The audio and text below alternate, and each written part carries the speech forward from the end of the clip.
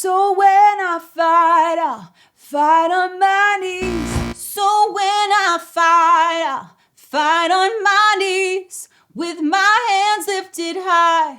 Oh God, the battle belongs to you. Hey, worship vocalists. My name is Charmaine Brown. I'm a worship leader, vocal coach, and creator of worshipvocalist.com. And today we're gonna explore something that is one of the most mysterious things in the world of singing: mixed voice. What is it? What does it sound like? How do I do it? Mixed voice is confusing for most people. It was confusing for me at first too, because it seemed to be this kind of nebulous thing that some people are able to do easily, others can't. I'm here to tell you that you, yes, you can sing in a mixed voice. Maybe not today, maybe not yet, but you will be able to if you learn and put into practice the things I want to teach you. So let's get started. Firstly, what is mixed voice?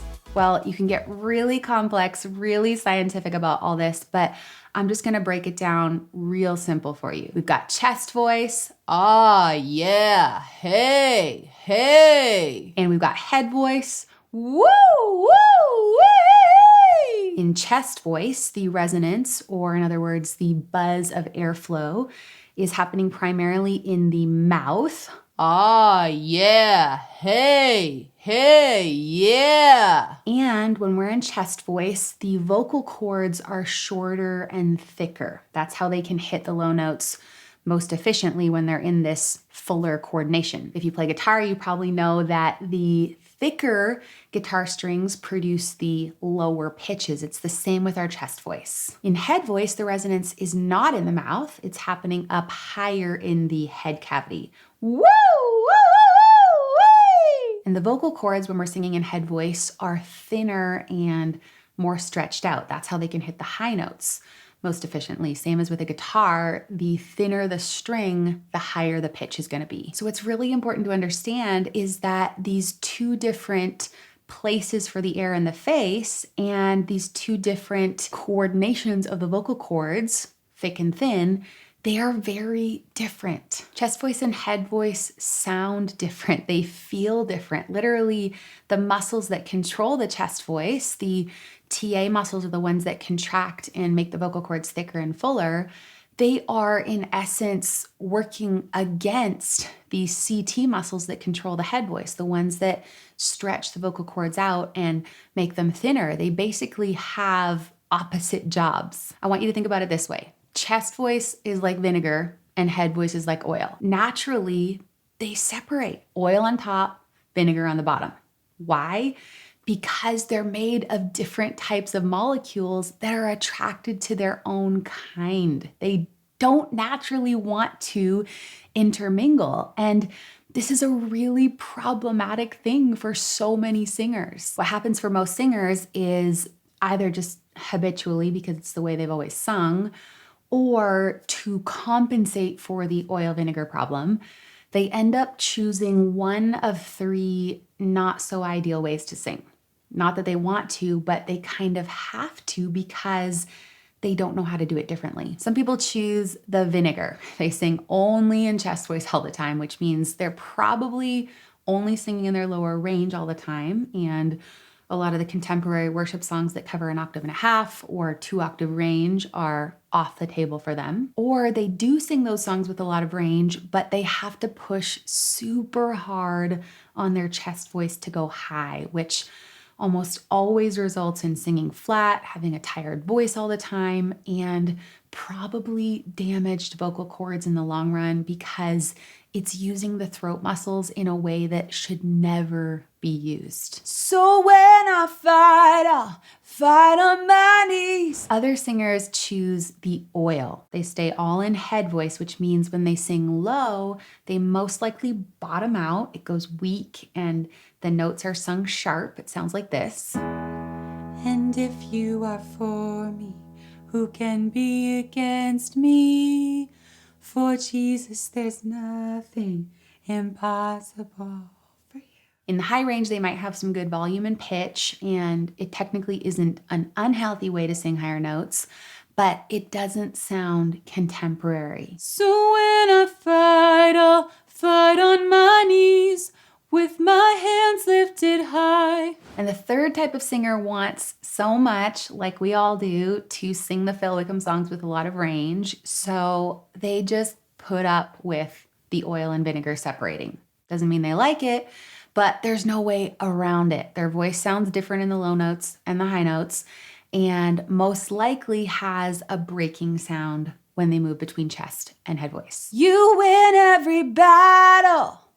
Nothing can stand against the power of our God. If you've ever heard that super annoying flip in your voice when you move higher, it happens because the vocal cords and the resonance can no longer sustain chest voice anymore. The pressure builds up so strong and it finally has to release. And so it moves into that very different sound, which is coming from A, the air buzzing in a different place in the face, higher up, and B, the vocal cords and muscles engaging a different coordination, moving from thick to thin. This happens in roughly the same spot for all males at right around the D, E flat, E above middle C, and for females around the A, B flat, B above middle C. Oh, there it is. If you can recognize yourself in one of these three people, if you feel like you're pushing against a ceiling when you sing high notes, if you feel like you're bottoming out and sounding weak in the low notes, or if you hear a flip or a change in the sound when you move through your transition spot, you're in good company, my friend. That's most of the world. Basically, any singer who doesn't have either tons of natural talent or a lot of vocal training is gonna sing in one of those three ways. Because guess what?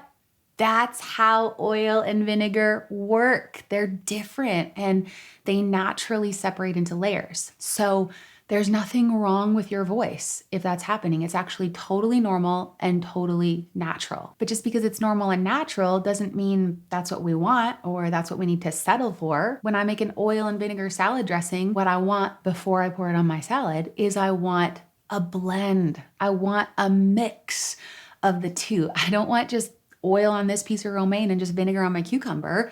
No, I want both on every piece. And when I sing, particularly in the contemporary worship style, what I want for my vocal tone is I want a blend. I want a mix of head and chest voice. How do we get that? With a secret third ingredient. Here's the secret. When I make a salad dressing, I don't just use oil and vinegar. I add, wait for it, Dijon mustard. Because not only does it taste good in the blend, but more importantly, mustard is an emulsifying agent, which means it has the ability to hold liquids together that normally would separate. And so in the same way, in my voice, I also add a secret third ingredient, pharyngeal resonance. Oh, nay, wow.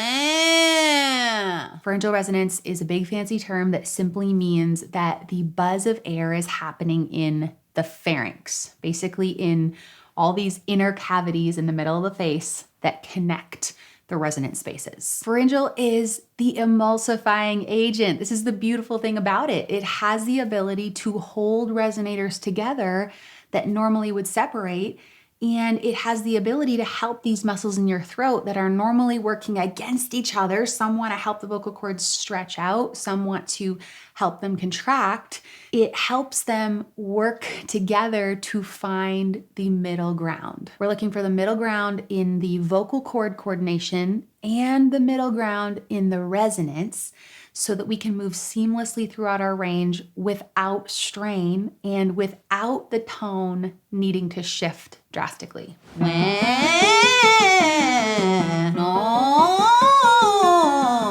Middle ground, seamless sound, it's called mixed voice. So instead of just chest voice, so when I fight, I'll fight on my knees. And instead of just head voice, so when I fight, I'll fight on my knees. I want to find this pharyngeal resonance. Wow, wow, wow, wow, wow, wow, wow, wow. And then I use that strategically in my song. Wow, wow, So when I fight, I'll fight on my knees with my hands lifted high.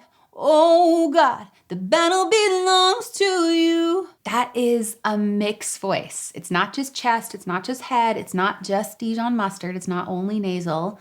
It's a blend of all three. And when it's done right, it's gonna sound powerful, bright, clear, speech-like, and it's gonna have freedom from strain even in the high notes. So when I fight, I'll fight on my knees with my hands lifted high. Oh God, the battle belongs to you. When you learn how to mix, it takes the floor out of head voice and the ceiling off chest voice. So you're not gonna be limited anymore. You'll be able to sing even the songs that have a huge amount of range. There was a moment when the lights went out, when death had claimed its victory. The King of Love had given up his life, the darkest day in history. There was a moment when the sky lit up, a flash of light breaking through. When all was lost, it crossed eternity. The King of Life was on the move. If you listen to worship music, you hear mixed voice literally all the time. Phil Wickham, Chris Tomlin, Brandon Lake, Brooke Ligertwood, Natalie Grant, the artists from Maverick. I could go on naming hundreds of the voices that we listen to on a regular basis. You've probably noticed that they can sing high without breaking, without flipping, without just yelling from their chest voice, which is what I used to do because I didn't know how else to hit those high notes. You might think they're singing in their chest voice, but they're not. They're actually singing in mixed voice. And the truth is, many of those singers that we listen to were born with a lot of natural talent. There is a Dijon mustard gene where your voice more naturally mixes and finds these somewhat nebulous coordinations. But here's the thing, I don't got that gene. And if you're watching this video, I'm gonna guess that you probably don't have it either. And so here's the secret. If you don't have the talent for mixed voice, you can get it in a different way. Training. You can train your voice to sing in a mix. I trained my voice to sing in a mix. It doesn't happen overnight. It was many months and years for me, but it does happen with diligent work and the right strategies and exercises. So I want to encourage you, instead of settling for a small range or getting frustrated over the fact that worship songs seem to be getting even higher and more challenging to sing these days, why not rise to the occasion and dare to believe that you'll be able to sing like that too one day? I fully believe that high notes are not reserved for an elite few who were born with talent. High notes are reserved for those who will put in the work to train their voice to reach them. I did a live teaching on this called How to Nail the High Notes in Your Worship Songs, and I really, really want you to watch it this week. Just go to worshipvocalist.com/high notes. It's a free resource for you, and I think it's really gonna help build on what you learned here in this video about mixed voice. I give some really practical tips and I take you through some specific strategic exercises to start developing your mixed voice. You can also check out my Discover Your Voice course at worshipvocalist.com. I teach you all of these things, strategies for having more power, freedom, range, how to get rid of that annoying break for good. If you enjoyed this video, please press the like button and subscribe to my YouTube channel. And please share this video and my other free resources with your friends. You'll find lots of song tutorials and other vocal tips on YouTube.